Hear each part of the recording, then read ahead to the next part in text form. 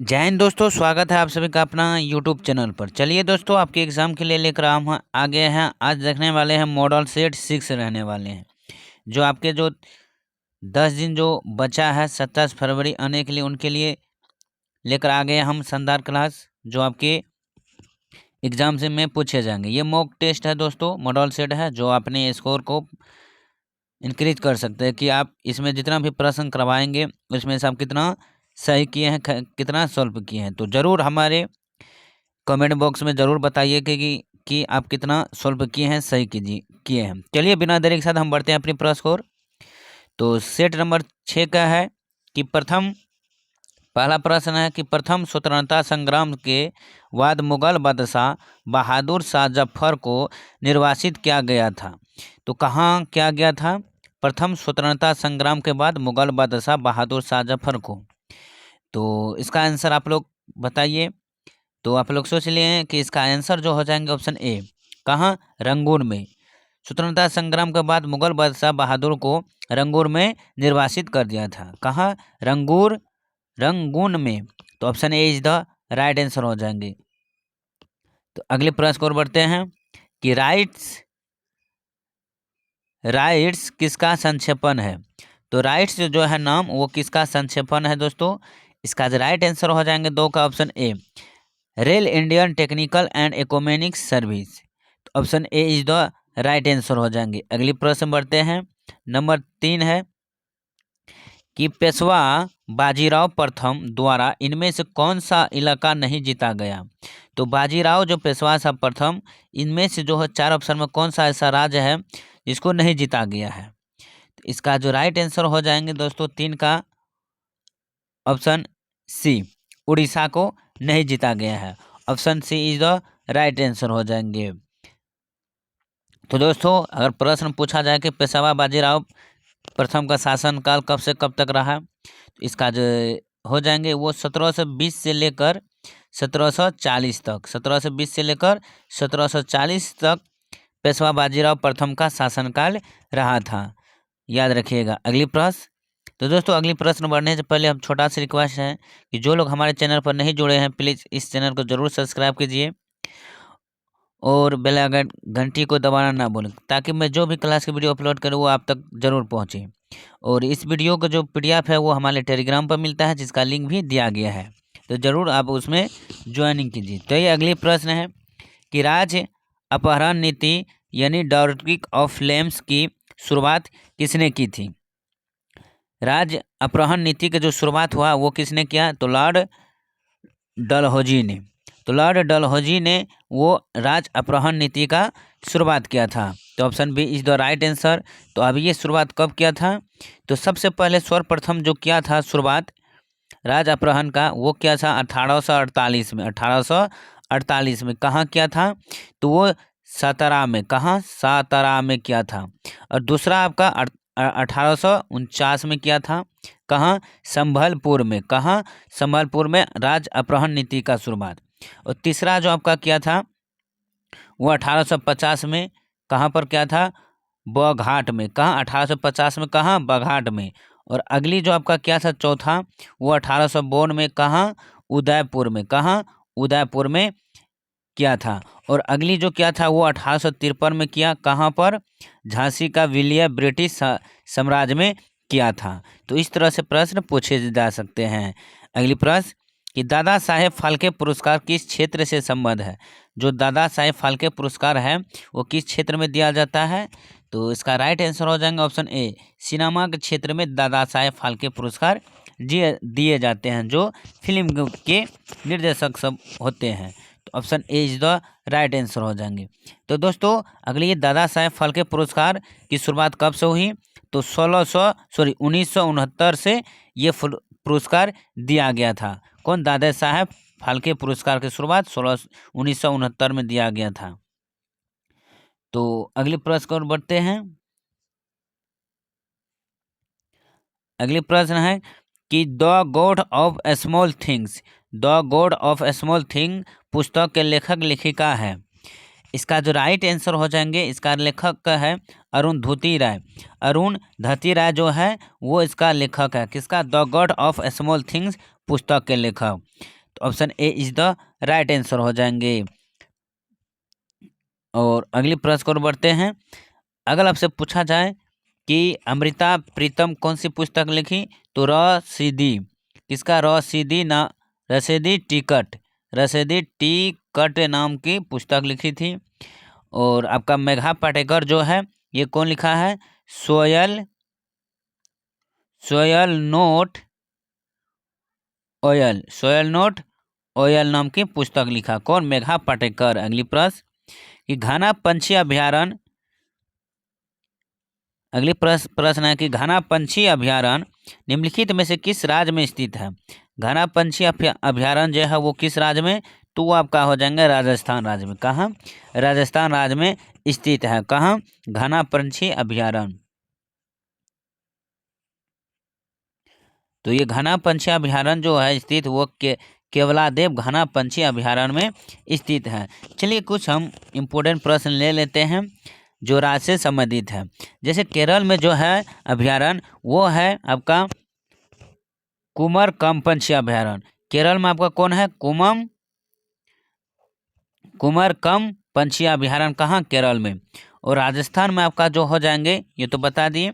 और मणिपुर में जो आपका है ये मणिपुर में आपका हो जाएंगे कौन? लोकचाओ वन्य जीव अभ्यारण्य हो जाएंगे।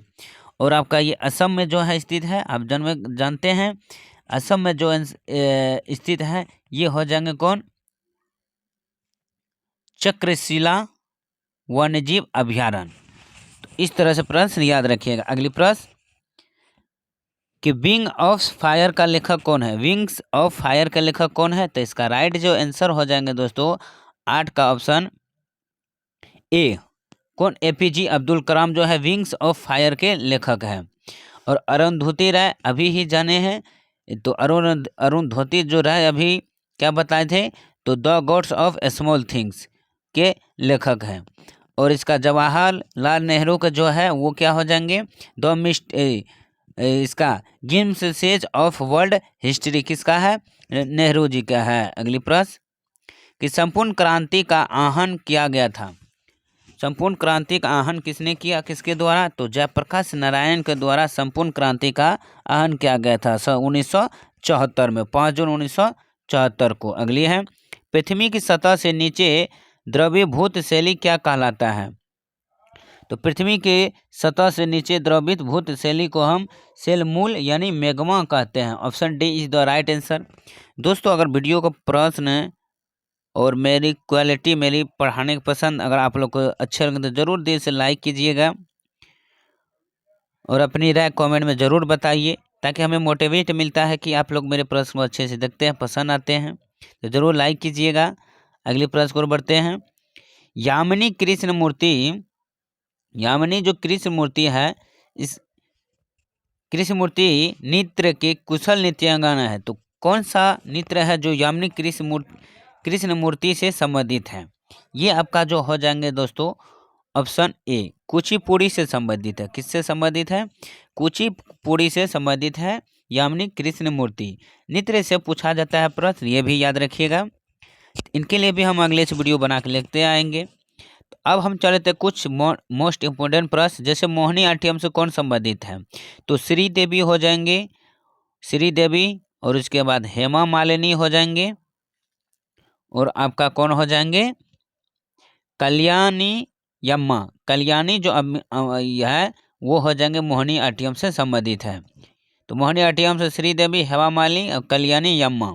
और आपका जो ओडिसी से है वो ओडिसी से जो संबंधित है ये हो जाएंगे कौन? सोनल मान सिंह। और आपका हो जाएंगे कौन? रानी कर्ण हो जाएंगे, याद रखिएगा। अगली प्रश्न को बढ़ते हैं।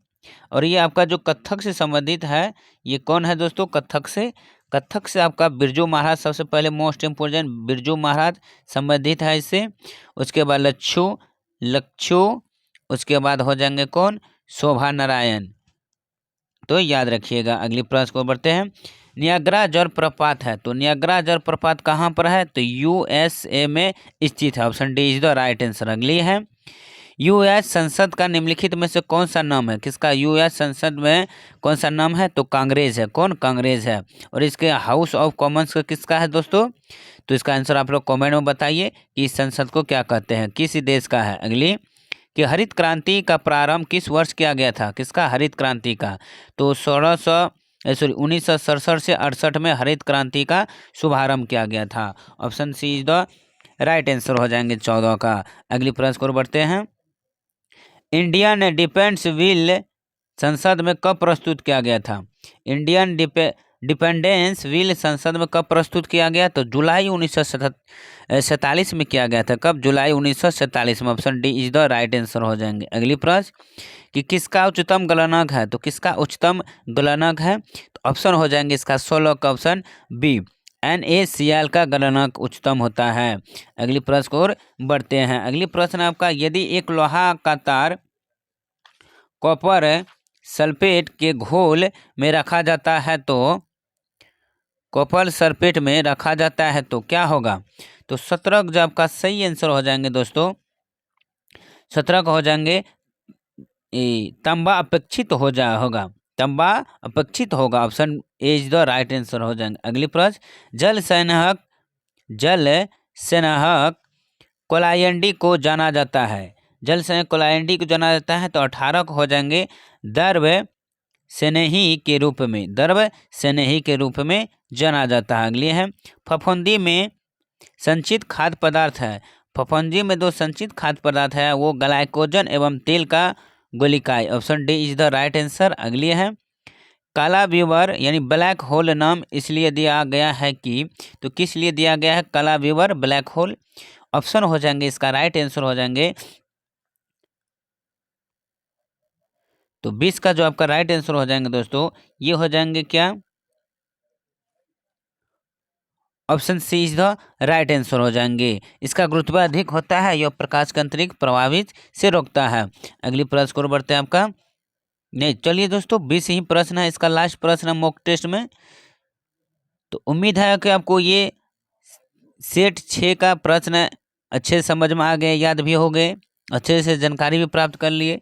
तो ज़रूर हमारे इस वीडियो को लाइक दिल से कीजिएगा, और चैनल पर पहली बार आए तो प्लीज़ सब्सक्राइब जरूर कीजिए, और अपने दोस्तों के साथ अधिक से अधिक शेयर कीजिए। इसका PDF हम अपने टेलीग्राम पर देते हैं, जो इसका लिंक दिया गया है। जिसको नहीं मिलता है तो टेलीग्राम पर सर्च कीजिए अनिकेत मैथ GKGS, जो तुरंत ही आ जाएंगे। तो चलिए आज के लिए इतना ही, धन्यवाद, जय हिंद, ऑल द बेस्ट।